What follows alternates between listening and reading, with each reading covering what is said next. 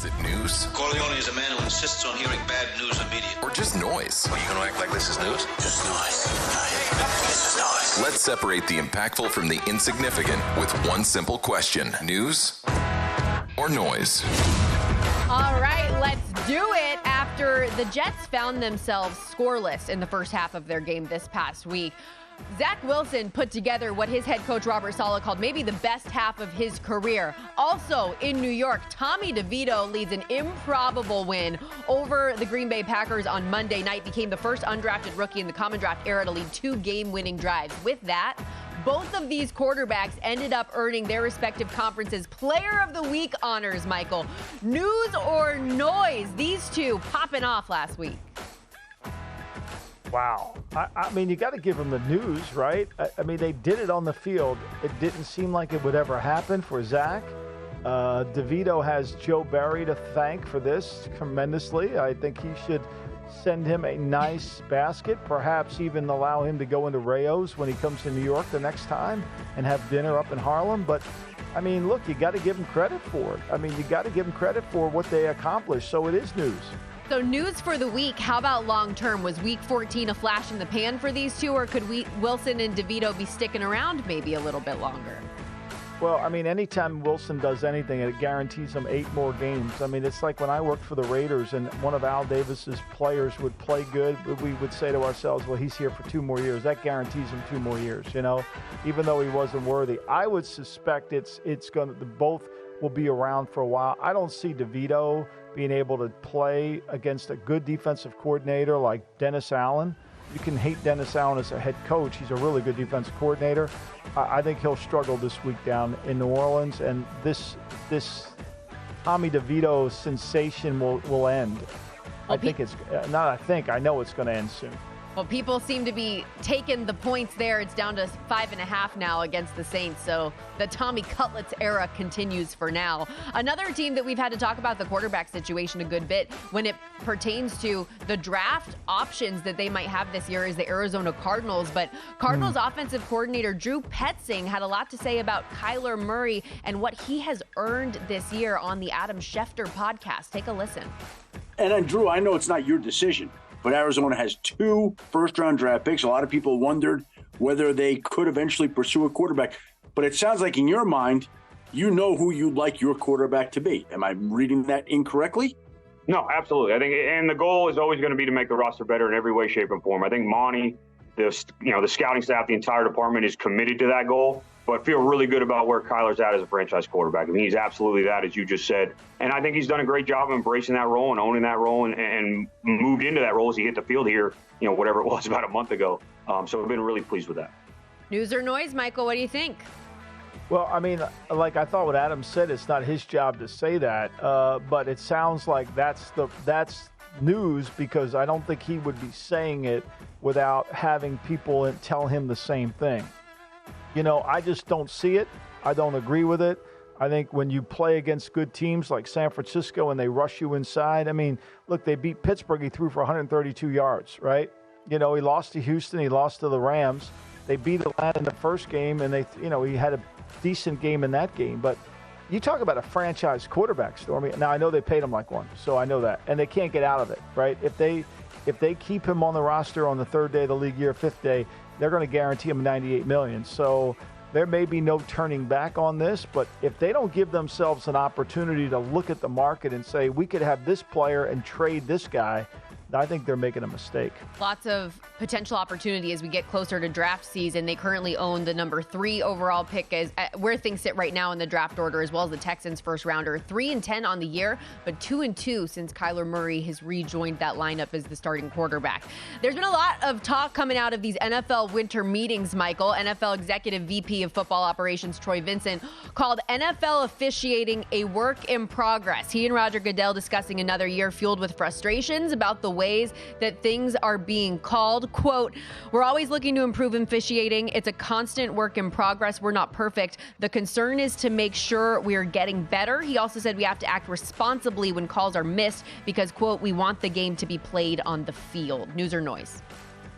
I think it's news because at least they acknowledged it. In the past, they would never acknowledge it. They would just say we're doing great. at least Troy Vincent acknowledged it's a work in progress. I mean, it's horrible. It's been horrible for a while. And what's horrible isn't the calls, it's the inconsistencies of the calls. You just don't know what you're going to get each week. I mean, each week I write down who's going to be doing what game and, looking at where, the numbers and kind of getting a sense of what kind of game will you get. You got Sean Hockley going to do the Kansas City New England game. Well, you're going to get that flag's going to be on the ground. You're going to get some. He's going to call everything. And you're going to have no idea about whether you're going to get the right call on the back judge or the wrong call on the line judge. Look, we're making way too much of it. The kid was offsides. Yeah. That's the right call. That should be the last thing we talk about, is that they called Tony for being offside. The guy couldn't officiate the game because he couldn't see the football. What do you want him to do? Then everybody should line up offsides, right? I mean, why not? I mean, Chris Jones is offside on every single snap. Nobody calls that. That's one of the funniest parts of all of this, is that one of the biggest controversies in officiating this year has been a call that was correct. That was called correct on the field. But these officials have so much on their plates now with rule changes and different intricacies. Like, it is an extremely hard job. So what's the change? It's great that Roger Goodell and Vincent are recognizing these things, but producer Elliot and I were talking about this before the show. At the end of the day, yes, they work for the NFL, but these officials are still contractors. Are they going to make them full-time employees? Are they going to have additional education? Like, what can make this better? What can improve the consistency in officiating? That's the hard one. Is I think, to me, they don't understand the game well enough. When they call holding on a guy who gives up his body, that's not holding. It's so, understand the game. Like, you gave yourself up. You're a one-for-one exchange player. You can't call holding on that. You can't, and so I think you got to, teach them the game better. Teach them what the coaches are teaching. Try to do that. And I think that would be a step forward, because they're calling things like, the problem is, we've been saying this for 30 years, is the pass interference is like the strike zone in baseball. You just don't know what it is. You just have no idea whether they're going to call the arm around, they're not going to call it around, are they going to call this, are they going to call you turn your head? You just have no idea. I mean, illegal contact 5 yards away from the football on a key down, you just don't know. And that's what drives people crazy, is when they make a stupid call in a point in a game where you don't have any idea. Well, let's stick to that in terms of officiating, because Roger Goodell said on the hip drop tackle, quote, "We all should work to get that out of the game." Meanwhile, this is another thing that there's no real universal definition for what exactly a hip drop tackle is. The NFL just has criteria for it, but we know Mark Andrews, Tony Pollard, that's how Jordan Travis broke his leg in the college game. Even this past week, Tyreek Hill on a hip drop tackle. News or noise that Goodell had that statement to make? Well, we got to get it out of the game, but the problem is we don't here's the problem. We don't spend enough time teaching tackling. See, they want to get that play out of the game, but then they don't want to put pads on players, and they don't want to practice. So how do you teach tackling if you don't practice? How do you teach why do you think there's so much grab now? Because that's how they tackle. There's no form-fitting tackles like in the 60s, and I know I sound like an old guy, but that's the case. Like, they were teaching you how to tackle, wrap your arms around, put your body, lead with your face, not your head. All those fundamental sound principles of tackling. When you had time to practice, now there's no time to practice. They talk about protecting the quarterback. Oh, that's great. Well, they know, based on this year, even how they officiate the game doesn't protect the quarterback. What would protect the quarterback if we would allow the offensive lineman to have an off-season program that's longer than 6 weeks? If we could start March 1 with offensive linemen and put them in there and not put them on the field, not go one-on-one, but work with them and drill them on their fundamentals and their techniques, that would improve quarterbacking play.